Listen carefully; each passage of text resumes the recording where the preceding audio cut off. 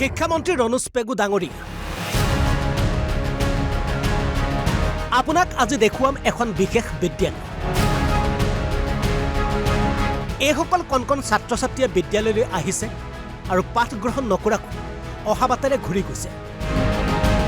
প্ৰতিদিনে এই কণ ছাত্ৰ-ছাত্ৰীসকলে বিদ্যালয়লৈ আহিছে যদিও এওঁলোকক শিক্ষাদান কৰিবলৈ নাই এজনো শিক্ষক বিগত দুমাহ ধৰি এই বিদ্যালয়খনত নাই এজনো শিক্ষক অকল শিক্ষক নোহোৱাই নহয় শিক্ষামন্ত্ৰী মহোদয় এই বিদ্যালয়খনলৈ এবাৰ চাওক এবছৰৰ পূৰ্বে অহা এজাক ধুমুহাই তছনছ কৰি গ'ল দবকাৰ বুঢ়ীগাঁও বনগাঁও প্ৰাথমিক বিদ্যালয়ৰ গৃহ কিন্তু পৰিতাপৰ বিষয় এয়ে যে এবছৰ ধৰি মেৰামতি হোৱা নাই এই বিদ্যালয়খনৰ বিধ্বস্ত গৃহ যাৰ বাবে ভগাচিগা গৃহটোতে শিক্ষা গ্ৰহণ কৰি ভৱিষ্যতৰ সপোন দেখিছে এইসকল কণ ছাত্ৰ-ছাত্ৰী তাতে ভূতৰ ওপৰত দানহ পৰাৰ দৰে বিদ্যালয়খনত দুমাহ ধৰি নাই এজনো শিক্ষক ছাত্ৰ-ছাত্ৰীৰ ভৱিষ্যত অন্ধকাৰ দেখি স্থানীয় শিক্ষা বিষয়া আৰু বন বিভাগৰ শীৰ্ষ বিষয়া সমগ্ৰ বিষয় অৱগত কৰিছিল অভিভাৱকসকলে আনকি সমষ্টি পুনৰ নিৰ্ধাৰণৰ পাছত বহমপুৰ সমষ্টিত অন্তৰ্গত হোৱা বিধায়ক জিতু গোস্বামীকো অৱগত কৰিছিল বিদ্যালয়খনৰ এই দুৰ্দশা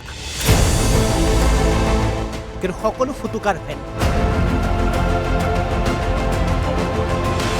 এতিয়া কণ ছাত্ৰ-ছাত্ৰীসকলৰ এটাই ভৰসা ভাগিনহঁতৰ কথা শুনিব মামা হিমন্ত মামাই বিদ্যালয়খনৰ গৃহ নিৰ্মাণ কৰি দিব লগতে দিব এজন শিক্ষক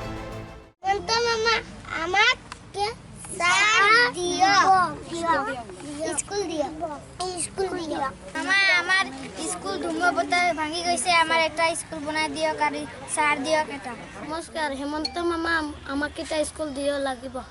সার লাগিব আমার স্কুলটো ভাঙি গৈছে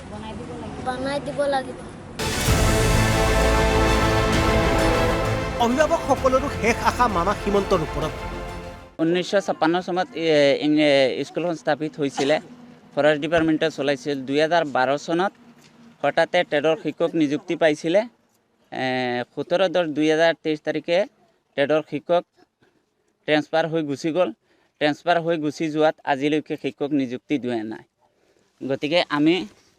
যোৱাকালি ডিঅফু ছাৰক এই এপ্লিকেশ্যন দিছোঁ তেখেতে কৈছে মাজে মাজে আহিবি আৰু খবৰ ল'বি আমি পাৰিলে শিক্ষক দিম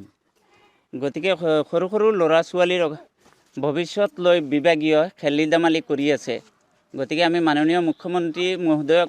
বিনম্ৰভাৱেৰে অনুৰোধ জনাইছোঁ যে ছাৰ আপোনাৰ বিভাগৰ পৰা তদন্ত কৰি উচিত ব্যৱস্থা লয় যেন ইয়াৰ পৰা ট্ৰেন্সফাৰ হৈ গ'ল ছাৰখনে এতিয়া মানে 5ৰ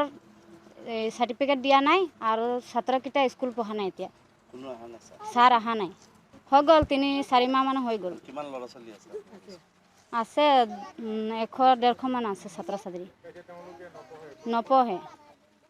স্কুল আহে আৰু যায় আহে সদায় আহে স্কুললৈ এদিনো ছাৰ নাহে 1956 চনতে স্থাপিত হোৱা এই বিদ্যালয়খনৰ শিক্ষক অভাৱে বাদেই দিল আন্তঃগাঁথনি যদি এনে হয় তেনে অনুমান কৰক কেনেদৰে চলিছে ৰাজ্যত শিক্ষাৰ উন্নয়ন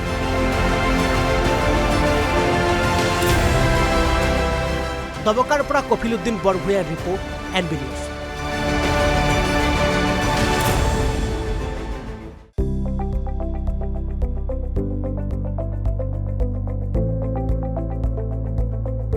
NB নিউজ সহজ সৰল ভাষাত নৱভাৰতৰ কথা